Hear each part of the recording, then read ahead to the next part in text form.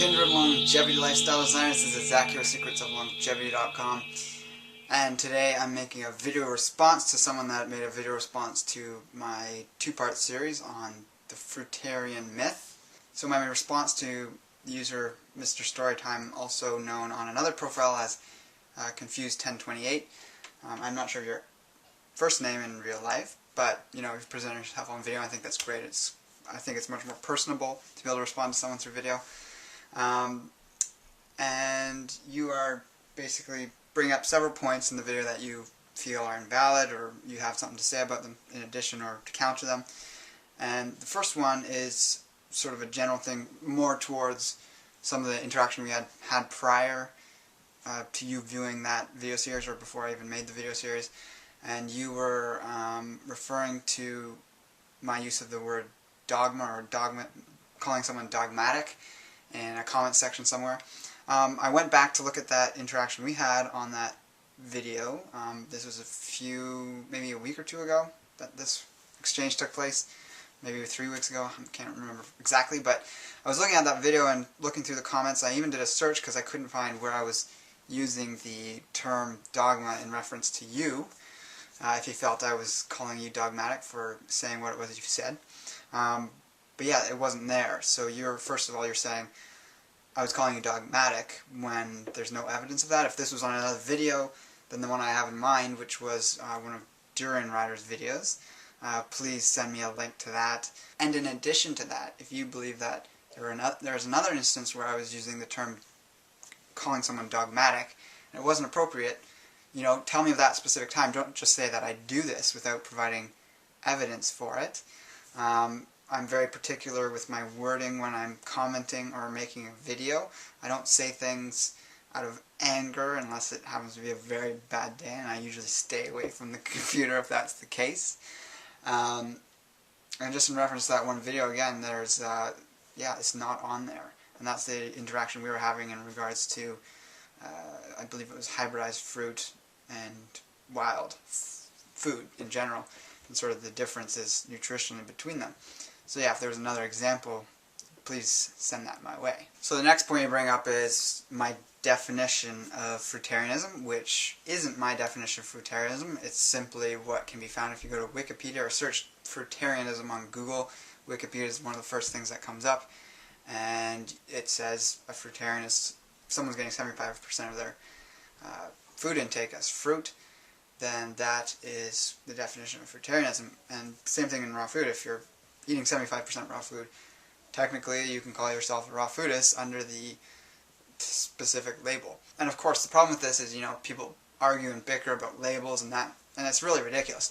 What I'm getting at in my video is that, you know, I'm talking about people on a very high fruit diet getting over 3/4 of their calories from fruit, or the total volume, I guess is more appropriate to say, from fruit. You know, those small amounts of foods aren't a cause for concern, and they're not going to throw your diet so much that you're going to like die 10 years earlier, and that's shown through the science. We know that, you know, these minute changes in diet aren't going to be drastic in terms of extending your life or shortening it. You also made reference to the fact that that doesn't include caloric intake, and no, it doesn't, but you know, all these different people who I talk about, and also people today, they're all eating different amounts of caloric density in their diet, but they're still eating food, and they're eating quite a bit of it.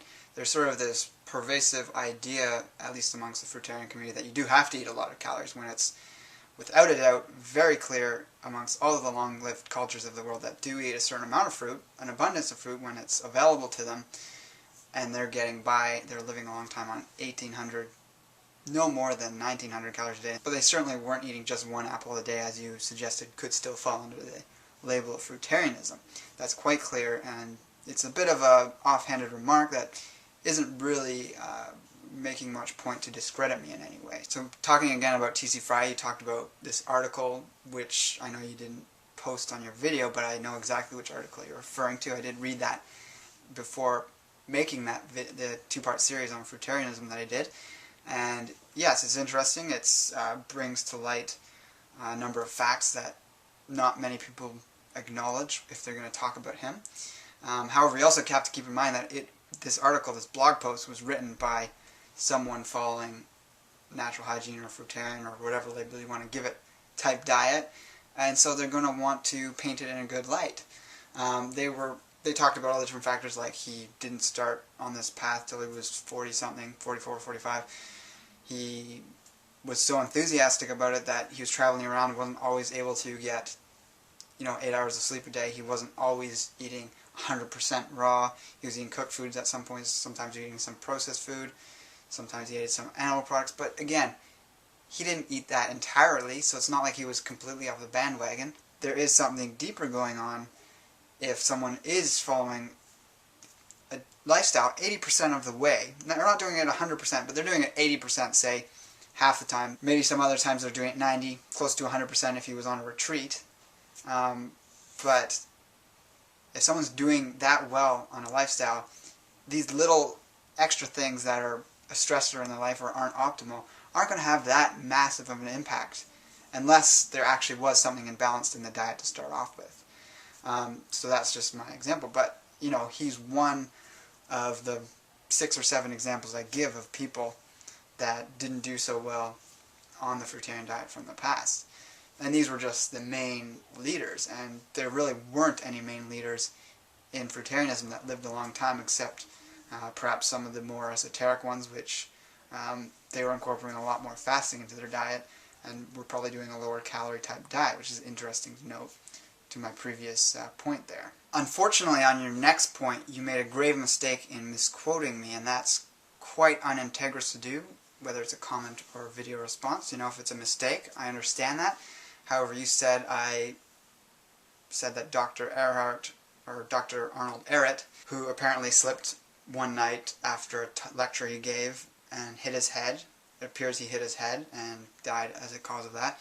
And you're saying that I said that he probably had some sort of central nervous system failure. However, I did not say anything of the sort. I suggested that it's a possibility that there could have been some neurological issue going on there, and we don't know for sure. Like you said, there's nothing we can show to prove that or disprove that, but I was throwing it out there as a possibility, and you made no reference to the fact that I said it was a possibility and that I was just throwing it out there. I actually said this after all of the people I was referring to as being bad examples of living for a long period of time on the fruitarian diet.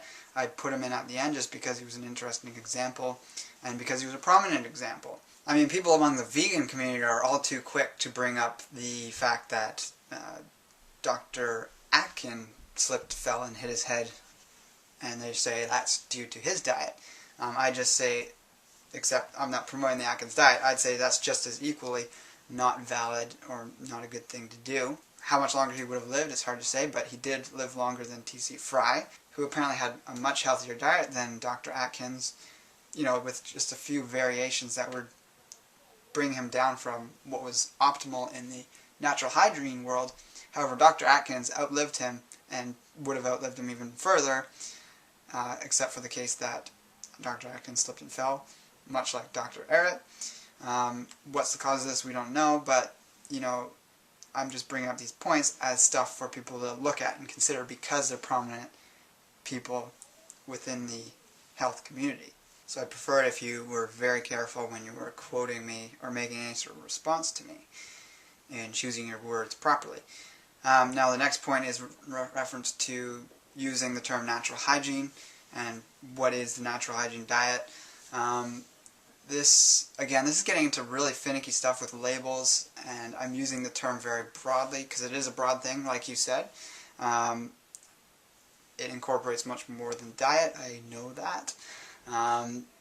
You're saying that it isn't just about eating lots of fruit, and if there are examples of prominent leaders with a natural hygiene that weren't eating a lot of fruit, please show them to me because I'm pretty certain that that was a big part of their approach. In regards to what you had to say about the generational study, I referred to it as a study, or rather an example. That was my exact words in the video. I didn't actually say, this is a study. So you're kind of misquoting me again here, or not taking everything I said in the quote, trying to sort of twist it around to try and make me look bad, which is fine. That's you trying to prove your point, but let's try and have some integrity in conveying the points. Yeah, obviously it's not a PubMed study, obviously it's not a rigorously controlled laboratory study, but it's an account by a doctor who kept a family on a very rigorous and strict regimen for 30 years, and it was over 3 generations of a family.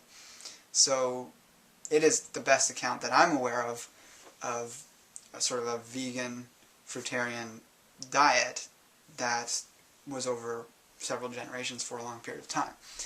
So that's my reasoning for bringing it to the table, and it is still valid. If more evidence is ever brought to the table by the sort of high fruit diet community, again, like I said in the video, I'm going to be the first to look at it and acknowledge it and say, you know, this is working for X amount of people of the population, or for this type of person in the population, or whatever.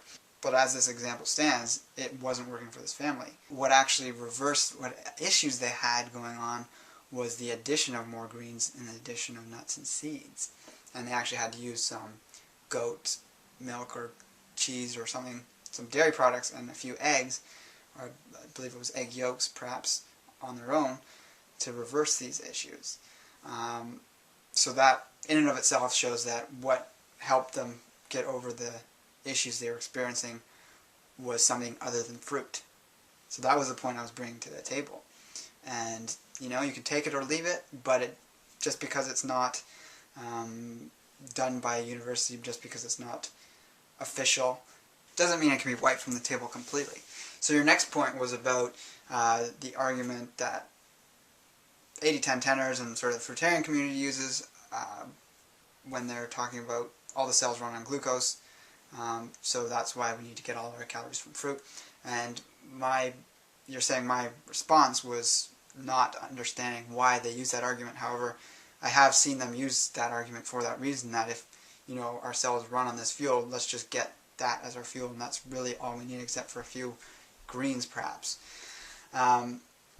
So yes, my point still stands for the people that are using it for that point, but you're bringing up another way of using that argument of our cells run on glucose. When we get too much glucose in our body, it's a burden to the pancreas, it's a burden to the cells throughout our body because of the accelerated glycation end products that are formed, which is cross-linking with proteins. And you can see that in long-time high-fruit diet-following people with their gray hair, wrinkled skin, and general sort of normal rate of aging as you see in the general population, whereas someone following a lower glycemic diet is going to have a better sort of anti-aging effect on their body because they're not superdosing on the sugar.